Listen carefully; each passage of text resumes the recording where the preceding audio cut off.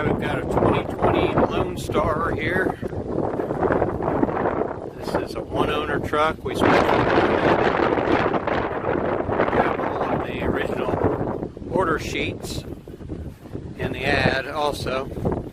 It's got brand spanking new tires on it. Centramatics, all aluminum wheels in and out. Disc brakes. It's got the heavy-duty rear ends. 18 speed, 565 horse Cummins in it. Was always used as a flatbed truck. We didn't need the aluminum boxes on it. Super slick. Said one owner deal. It's been very, very, very well taken care of.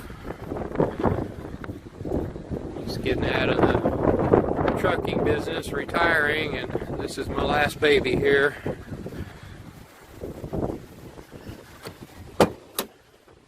It's got the deluxe interior with the cherry wood colored in it. It's all custom paint on it. Of course factory, but it was custom paint ordered on it. Got all the gauges, all the switches, all the extra switches, 18 speed Eaton. It's got the single bunk setup in the back with the fridge. It does have the electric APU on it.